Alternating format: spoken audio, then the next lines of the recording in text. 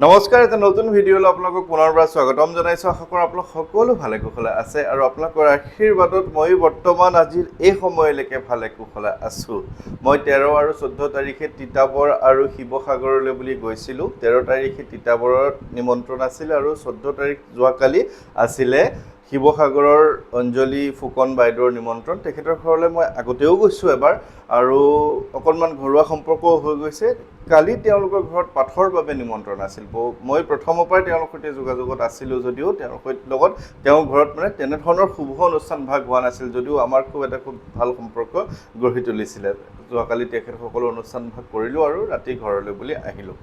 আজি মই আপোনালোকৰ কাৰণে যিটো ভিডিঅ' আনিছোঁ, সেই ভিডিঅ'টো চাই হয়তো বহুতে মোক খঙে কৰিব, বহুতে মোক গালি গালাজো পাৰিব পাৰে বা বহুতে মোৰ ওপৰত আকৌ ভিডিঅ'ও বনাব পাৰে। কথাটো হ'ল যে হঠাৎ টকা আহিবলৈ আপুনি কি নম্বৰ কমেণ্ট কৰি লিখিব, সেই বিষয়ত মই আপোনালোকক লিখিম। এনেকুৱা এটা নম্বৰ ক'ম যি নম্বৰটো আপুনি লিখিলে আপুনি কাম বন একো কৰিব নালাগে, আপুনি কেৱল কমেণ্ট লিখিলেই হ'ল। কমেণ্টত আপুনি চাব আপোনাৰ একাউণ্টত বহুত টকা আহি যাব, আপুনি গৈ থাকোঁতে ক'ৰবাত টকাৰ বান্দোল এটা পাই যাব, মুঠতে আপোনাৰ হঠাৎ টকা আহি যাব। হঠাৎ টকা বুলি ক'লে আমি কি বুজি পাওঁ? যে আমি কাম কৰিছোঁ, কৰ্মৰ বিনিময়ত আপুনি মাহেকত দৰমহা পাইছে, সেইটো হঠাৎ নহয়, কষ্টৰ বিনিময়ত টকা আহিছে।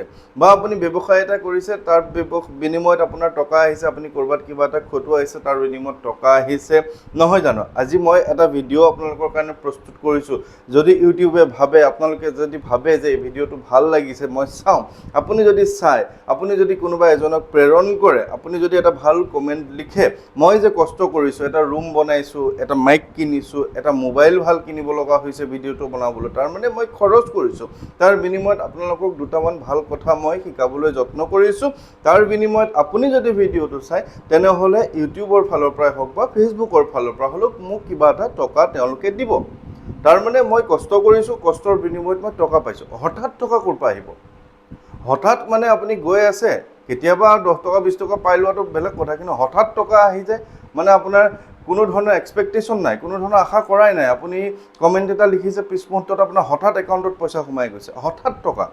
হঠাৎ মানে তেনেকুৱা নহয় জানো, পটককৈ হৈ যায়।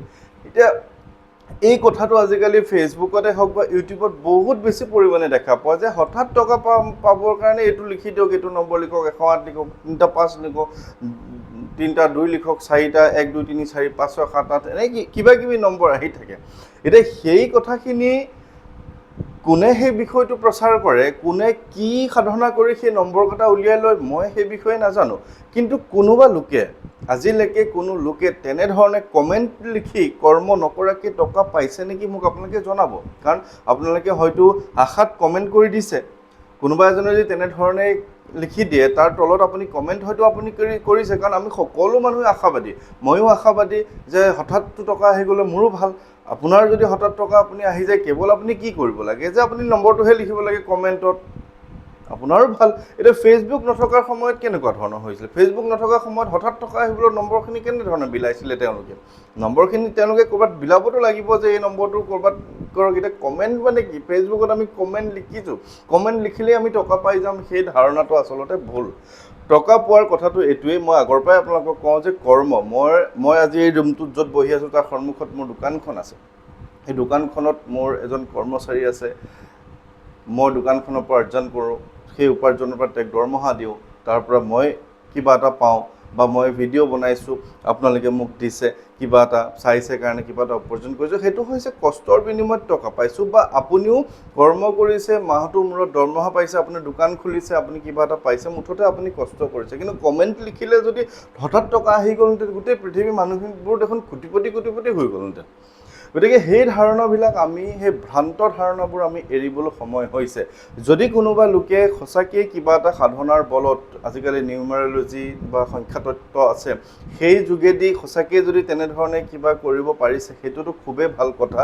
কিন্তু সেই আশাতে আপুনি থাকিব নালাগে যে মোৰ টাইপ কৰি দিলে আমাৰ টকা আহি যাব। কাৰণ মই এই কথাটো একেবাৰে ভাল নাপাওঁ। কাৰণ আপোনালোকে মোক প্ৰশ্ন কৰে যে উপাৰ্জন বৃদ্ধিৰ বাবে পটককৈ আহিবলৈ কিবা এটা আপুনি নম্বৰ কওক, কিবা এটা কওক। কাৰণ মই এই বিষয়টোৰ সৈতে জড়িত একেবাৰে নহয়। মই আপোনালোকক এটাই কৈছোঁ যে হনুমান চালিচা পাঠ কৰক, হনুমান চালিচা বজৰংগ বলীৰ এইখিনি শক্তি আছে যিয়ে আপোনাৰ বন্ধ হৈ থকা কাম কৰিব পৰাকৈ আপোনাক শক্তি দিব বল বুদ্ধি বিদ্যা দেহু মোহি হৰহু কলেশ বিকাৰ আপোনাক বল বুদ্ধি বিদ্যা তেওঁ দিব আৰু বল বুদ্ধি বিদ্যাৰ দ্বাৰা আপুনি জীৱনত উন্নতি কৰিব পাৰিব আপোনাৰ উপাৰ্জন বৃদ্ধি হ'ব আপুনি কৰ্মস্থান পাব আপুনি তেখেতক স্তুতি কৰিলে মিনতি কৰিলে তেওঁ আপোনাৰ কথাখিনি শুনিব ভগৱানৰ কথাখিনিতো আজিৰ নহয় আজি মই আপোনালোকক ফেচবুক আছে কাৰণে কৈছোঁ কিন্তু হনুমান চালিচা আজিৰ নেকি হনুমান চালিচাখন কেতিয়াৰ পৰা সেই সময়ৰ পৰাই বহু লোকে পাঠ কৰি এতিয়া কথাখিনি বহলভাৱে প্ৰচাৰিত হৈছে কাৰণ আপোনালোকে চাইছে দেখিছে বিশ্বাস কৰিছে সেই বিশ্বাসৰ আধাৰতে কথাখিনি চলিছে তাৰ দ্বাৰা ভগৱন্তই আপোনালোকক কৃপা কৰিছে আজিও এটা মেছেজ আহিছে যে হাজবেণ্ডে তেখেতৰ স্বামীয়ে মদ এৰিছে হনুমান চালিচা তেওঁ পঢ়িছিল 15 বছৰ ধৰি হাজবেণ্ডে মানে স্বামীয়ে মদ এৰিব পৰা নাছিলে হনুমান চালিচা তেওঁ ঘৰত স্তুতি মিনতি কৰি তেওঁ ভগৱানক সন্তুষ্ট কৰিলে আৰু ভগৱানৰ সেই শক্তিৰ দ্বাৰা তেখেতৰ স্বামীয়ে মদ এৰিলে ঘৰখনৰ সুখ সমৃদ্ধি আহিছে সেইখিনি হৈছে খুব ধুনীয়া কথা খুব আনন্দময় কথা মই উপাৰ্জনৰ কথা কওঁ যে উপাৰ্জন বৃদ্ধি কৰিবলৈ আপুনি কি কৰিব যে হনুমান চালিচা আপুনি পঢ়ক হনুমান চালিচা পঢ়িলে আপোনাৰ মনটো মগজুটো আপোনাৰ ঠাণ্ডা হ'ব কৰ্ম কৰিবলৈ ওলাই যাব কৰ্ম কৰিবলৈ মন যাব বা তেনেধৰণৰ উপাৰ্জনৰ দিশটো ভাল হ'ব বা ব্যৱসায় বাণিজ্যত কোনো লোকে কিবা ক্ষতি কৰি থোৱা হিংসা কৰি থোৱা বা ব্যৱসায়ত বাধা বিঘিনি গ্ৰহগতিৰ সমস্যা থাকিলে হনুমান চালিচাই আপোনাক সেইখিনি উন্নত কৰি দিব উন্নতিৰ পথলৈ আপোনাৰ ঘৰখনলৈ লৈ যাব কিন্তু মই এই কথাটো কেতিয়াও নকওঁ যে আপুনি মোৰ ভিডিঅ'ত আপুনি 105 লিখি দিয়ক আপোনাৰ হঠাৎ টকা আহিব এই কথাটো মই অন্তত বিশ্বাস নকৰোঁ আৰু সেইকাৰণে আপোনালোকক কৈছোঁ যে এই কথাখিনিক লৈয়ে আপুনি ব্যস্ত নাথাকিব আপুনি কৰ্ম কৰক হয়তো কোনোবাই হয়তো টকা পাইছে যদি লিখি দিব বা কোনো লোকে তেনেধৰণে সমাধান দি যদি কোনো লোকৰ হঠাৎ টকা বহুত আহি গৈছে সেই কথাটো এটা বেলেগ কথা কিন্তু মই অন্তত সেই কথাখিনি বিশ্বাস নকৰোঁ মোক আপোনালোকে বেয়া পালেও এই ক্ষেত্ৰত উপায় নাই কাৰণ মোক সোধে আপুনি কমেণ্ট এটা লিখি দিব নম্বৰটো নিদিয়ে আৰু মোক সোধে যে কমেণ্ট লিখিলে কিবা পইচা আহিব নেকি এই ক'ৰ পৰা আহিব বাৰু পইচা কওকচোন বাৰু কষ্ট নকৰিলে আজিৰ দিনত এই 2026 চনত কষ্ট নকৰাকৈ ক'ত উপাৰ্জন কৰিব পৰা যায় বাৰু কওকচোন বাৰু আজি মোৰ কথাটোকে যদি আপুনি চাই মই কিমান কষ্ট কৰিব লগা হৈছে যে মই আজি শিৱসাগৰ আজি বঙাইগাঁও আজি বৰপেটা মোৰ লগত কোনো ধৰণৰ ধন টকা পইচা উপাৰ্জনৰ ক্ষেত্ৰ মোৰ সেইটো নহয় তথাপিও যে মইতো তেল মোৰ এটা তেল খৰচ হৈছে কিমান দূৰ যাব লগা হয় কিমান কষ্ট কৰিছোঁ কঁকালৰ বিষ হৈ যায় মই গৈছোঁ আপোনালোকৰ ঘৰখনত শুভ অনুষ্ঠান ভাগ কৰিছোঁ তাৰ বিনিময়ত আপুনি যদি সক্ষম মোক আপুনি তেলৰ খৰচটো দিছে যদি আপোনাৰ সক্ষম নহয় আপুনি সেইটোও মোক দিয়া নাই তথাপিও মইতো আপত্তি কৰা নাই কিন্তু যদি কিবা এটা পাইছোঁ কষ্টৰ বিনিময়তহে পাইছোঁ বিনা কষ্ট কৰি কষ্ট নকৰাকৈ আপুনি কেনেকৈ টকা পাব বাৰু কওকচোন কমেণ্ট লিখিলে বাৰু টকা পায় নেকি কমেণ্ট লিখিলে টকা পাব কোনে পাব যোনে সেই পোষ্টটো সেইখিনি লিখি দিছে যে অমুক লিখক আপুনি হঠাৎ টকা পাব আপুনি যিমানেই কমেণ্ট লিখিব তেওঁ হঠাৎ টকা পাই গৈ থাকিব গতিকে কথাখিনি তেনেকুৱাহে ভগৱানৰ বিশ্বাস আৰু ভগৱানৰ প্ৰতি থকা আস্থাৰ বিষয়টো বেলেগ আৰু এনেধৰণে ফেচবুকত নম্বৰ লিখি টকা পোৱা কথাটো কিছু বেলেগ যদি কোনোবাই টকা পাইছে যদি এই কথাখিনি সত্যতা আছে তেনেহ'লে মই ক্ষমা বিচাৰিছোঁ যে মই ভুল কথা কৈছোঁ বুলি মই মানি লৈছোঁ কিন্তু তেনেধৰণে মানুহক সহজ সৰল মানুহখিনিক কৰ্মমুখী কৰাৰ বিপৰীতে ঘৰত বহি কমেণ্ট লিখি টকা উপাৰ্জন কৰিব পৰাৰ কথাটো অন্তত ক'ব নালাগে আপোনাৰ যদি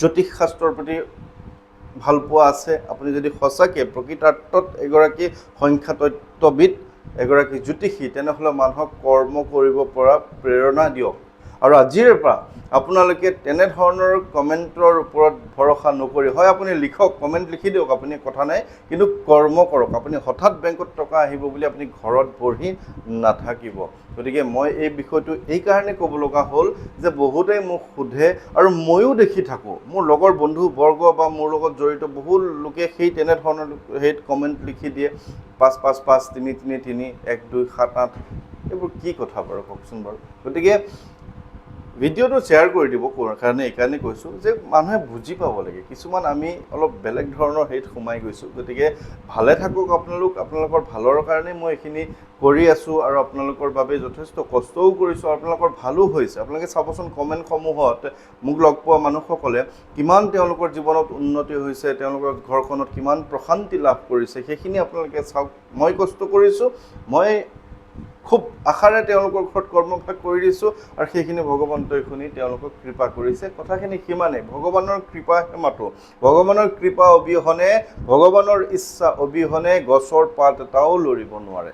গতিকে এই কথাখিনি বিশ্বাস ৰাখক আৰু এইখিনি কথাৰ ওপৰতে আপোনালোকে নিজৰ কৰ্ম কৰি যাওক, উপাৰ্জন বৃদ্ধি কৰক, আপোনাৰ ভাল হওক তাকে কামনা কৰিছোঁ। এই মাহত নগাঁও আৰু তাৰপিছত বহু দীঘলীয়া এটা যাত্ৰা আছে ডিগবৈলৈ বুলি। আপুনি ভাবক, তেজপুৰ টু ডিগবৈ আপুনি গুগল মেপত মাৰি চাব, তেজপুৰৰ পৰা ডিগবৈ কিমান দূৰ। এদিনত আহিব পৰা নাযায়, 2 দিন সময় লাগিবই। গতিকে এই কষ্টখিনি কিমান কষ্ট কৰিব লগা হয় তেওঁলোকৰ ভাল হওক বুলি, তেওঁলোকে কিমান আশা কৰি মোক নিমন্ত্ৰণ কৰে। গতিকে আপোনালোকৰ ভাল হওক, আপোনালোক সকলোৰে মই কুশল মংগল কামনা কৰিছোঁ। আৰু পৰাপক্ষত কথাখিনি বুজি ল'লে সহজভাৱে বুজিব আৰু বৰ বেছি মোক বেয়াও পাব নালাগে যিসকলে এনেবোৰ কথা প্ৰচাৰ কৰে। কথাখিনি আপুনিও নিজে এবাৰ ভাবি চাব যে আমি সমাজখন ক'লৈ লৈ গৈছোঁ। গতিকে ভালে থাকিব, আপোনালোক সকলোৰে কুশল মংগল কামনা কৰি আজিৰ এই ভিডিঅ'টো ইমানতে সামৰণি কৰিছোঁ। ভালে থাকিব। জয় শ্ৰী ৰাম।